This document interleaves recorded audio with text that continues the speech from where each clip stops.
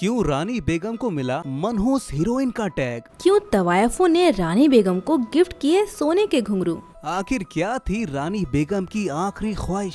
रानी बेगम Pakistani film industry की वो legendary actress हैं, जिन्हें वहाँ की तवायफों की जिंदगी बदलने का क्रेडिट दिया जाता है। पाकिस्तानी फिल्म उमराव जान अदा में इन्होंने ऐसा डांस किया कि तवायफों ने इनके लिए सोने के घुंघरू बनवाकर गिफ्ट किए। इस फिल्म का लोगों पर ऐसा असर पड़ा कि कई लोगों ने तवायफों से ही शादी कर ली। दोस्तों, रानी बेगम उर्फ नसीरा का जन्म 8 दिसंबर 1946 को लाहौर में हुआ। उनके पिता मोहम्मद शफी पाकिस्तान की नामी सिंगर मुख्तार बेगम के ड्राइवर हुआ करते थे। चंद मौकों पर रानी की मुलाकात मुख्तार बेगम से हुई थी, जिन्हें देखते हुए उन्होंने भी हीरोइन बनने का सपना देखा।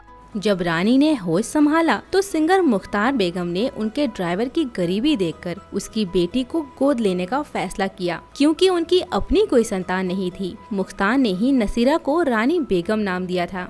मुख्तार बेगम रानी को भी अपने ही तरह सिंगर बनाने के लिए क्लासिकल म्यूजिक की ट्रेनिंग दिया करती थी, लेकिन जब उन्हें समझ आया कि रानी की आवाज सिंगर बनने लायक नहीं है तो उन्होंने फैसला बदल दिया। रानी को हीरोइन बनाने के लिए मुख्तार बेगम उन्हें फिल्म मेकर फजल अली करीम के कराची स्थित घर ले गई। मुख्तार के कहने पर रानी ने सबके सामने डांस करके दिखाया और एक प्ले की चंद लाइनें भी सुनाई।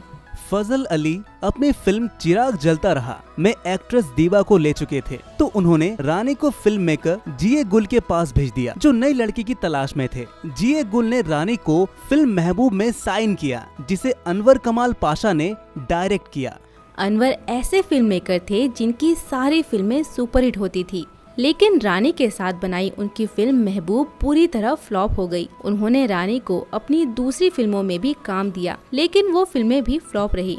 एक महान फिल्म मेकर की फिल्में फ्लॉप होने का सारा इल्जाम रानी पर लगा और उन्हें मनहूस हीरोइन का टैग मिल गया। 1962 से 1966 तक रानी की खूबसूरती के कारण उन्हें 25 फिल्मों में काम मिला, लेकिन लगभग हर फिल्म फ्लॉप गई। इस समय डायरेक्टर अनवर कमाल पाशा ने रानी की मदद की और लगातार उन्हें अपने प्रोडक्शन की फिल्मों में लेते रहे। फिल्म जोकर की शूटिंग के दौरान रानी और कमाल बेहद करीब आ गए। दोनों एक दूसरे को पसंद करने लगे, लेकिन कमाल ने अचानक एक्ट्रेस शमीम बानो से शादी कर ली।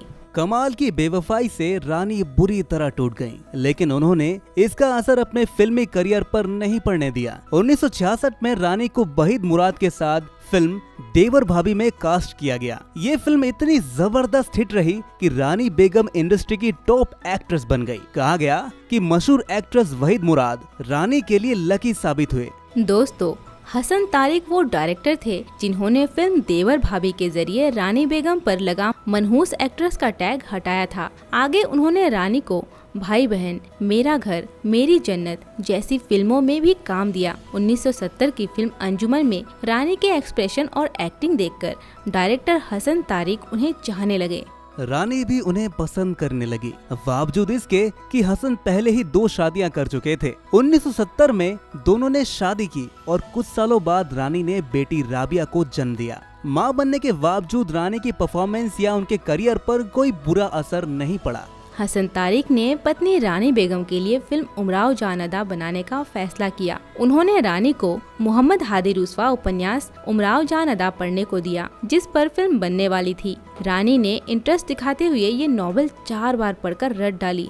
150 साल पुरानी ये नॉवेल लखनऊ की तवायफ उमराव जान पर लिखी गई थी, जिसे उसके घर वालों ने कोठे पर बेच दिया था। उमराव ने मजबूरन खुद को तवायफों के बीच ढाल लिया। एक नवाब को उससे प्यार हुआ और दोनों ने शादी की, लेकिन परिवार के दबाव में उस नवाब ने उमराव को ठुकरा दिया। वहीं इस रोल के लिए रानी ने कथक की इंटेंस ट्रेनिंग ली थी। फिल्म उमराव जान अदा में रानी बेगम ने उमराव का कैरेक्टर इतने इमोशनल अंदाज में प्रेजेंट किया कि फिल्म ने पाकिस्तानी बॉक्स ऑफिस पर गोल्डन जुबली मनाई। फिल्म का क्लाइमैक्स सॉन्ग जो बचा था वो लुटाने के लिए आए हैं नूर जहां ने गाया, जिस पर रानी बेगम के थिरकते कदमों ने फिल्म में जान डाल दी। रानी ने इस गाने की तैयारी करते हुए मशहूर कथक डांसर सिद्दीक सम्राट से कहा था कि वो इस गाने को हमेशा के लिए अमर करना चाहती हैं। ऐसे में उन्हें जो कुछ आता है वो सब इसी गाने में डाल दें। सिद्दीक ने ऐसा ही किया और वाकई ये गाना पाकिस्तानी सिनेमा में अमर हो गया। ये फिल्म भी पाकिस्तान की सबसे यादगार फिल्मों में गिनी जाती है। इस फिल्म के रिलीज के बाद कई रईसों ने पाकिस्तान की तवायफों से शादी की और कई लड़कियों को नई जिंदगी मिल गई। फिल्म रिलीज और कामयाबी के बाद लाहौर की तवायफों ने रानी बेगम को सोने के घुंघरू बनवा कर दिए थे। कारण था कि रानी ने तवायफ की जिंदगी को इस बेहतर तरीके से पर्दे पर उतारा था कि समाज की सोच बदलने लगी थी। उमराव जान अदा के बाद रानी बेगम को नाम, शोहरत और कामयाबी की नई ऊंचाइयां तो मिली, लेकिन इसके चंद सालों बाद ही उनकी पर्सनल लाइफ की उथल पुथल शुरू हो गई। 70 के दशक के आखिरी में पति हसन तारिक से उनके झगड़े इतने बढ़ गए कि दोनों ने तलाक ले लिया। बेटी की जिम्मेदारी रानी ने अकेले ही उठाई। वहीं प्रोड्यूसर मियां जावेद कमर रानी बेगम को हमेशा से चाहते थे। कहते हैं कि उनका रानी को लेकर दीवानापन ऐसा था कि रानी जहां कदम रखती थी जावेद उस जमीन को चूम लेते थे। जब रानी का तलाक हुआ तो मियां जावेद ने अपनी मोहब्बत का इजहार कर दिया। अकेले बेटी की परवरिश कर रही रानी भी मियां जावेद से शादी करने के लिए राजी हो गई और दूसरी शादी के चंद सालों बाद ही रानी को कैंसर हो गया। रानी ने जैसे ही ये खबर अपने पति जावेद को दी तो उन्होंने रानी का इलाज करवाने के बजाय उन्हें तुरंत तलाक दे दिया। रानी फिर एक बार अपनी बेटी के साथ अकेली रह गई। दूसरी शादी टूटने के बाद उन्होंने ताउम्र अकेले रहने का फैसला किया, लेकिन लंदन में ट्रीटमेंट करवाते हुए उनकी मुलाकात पाकिस्तानी क्रिकेटर सरफराज नवाज से हो गई। दोनों की दोस्ती हुई और फिर मोहब्बत। दरअसल सरफराज रानी के फैन हुआ करते थे और उन्हें हमेशा से ही पसंद करते थे। ऐसे में रानी के कैंसर का उनके रिश्ते पर असर नहीं पड़ा। आखिरकार 1985 में दोनों ने शादी कर ली। जब क्रिकेटर पति सरफराज पाकिस्तानी पॉलिटिक्स में उतरे तो रानी बेगम ने अपने स्टारडम की मदद से उनके लिए बढ़ चढ़कर कैंपेन में हिस्सा लिया। रानी जानती थी कि रैलियों में लोग उन्हें देखने पहुंचेंगे। ऐसे में रानी अपनी मॉडर्न ड्रेसेस और भारी ज्वेलरी पहनकर ग्लैमरस अवतार में पहुंचती थी। आखिरकार 1985 के जनरल इलेक्शन में सरफराज को जीत हासिल हुई। सरफराज का हर कदम पर साथ देने के बावजूद वो रानी को छोड़ गए। तीसरी शादी टूटने के बाद रानी फिर अकेली पड़ गई थी।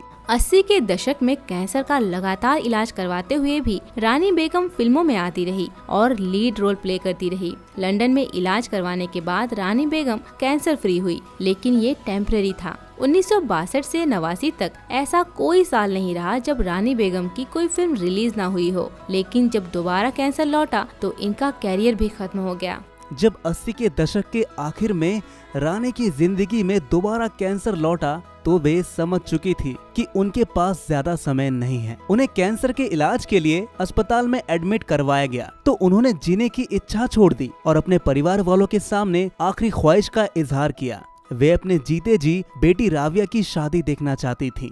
रानी की इच्छा के अनुसार 1993 में राबिया ने डॉक्टर अनवर से शादी कर ली। हालांकि रानी ये शादी अटेंड नहीं कर सकी और बेटी की शादी के चंद दिनों बाद ही रानी बेगम का 27 मई 1993 को कैंसर से निधन हो गया। 46 साल की उम्र में पाकिस्तान की लक्स गर्ल और डांसिंग क्वीन रानी ने कराची के आगा खान हॉस्पिटल में दम तोड़ दिया। तो दोस्तों, कैसी लगी आपको रानी बेगम की ये कहानी? कमेंट में जरूर बताइए और ऐसी बॉलीवुड के अनसुने किस्से जानने के लिए बॉलीवुड किस्से को अभी सब्सक्राइब करें।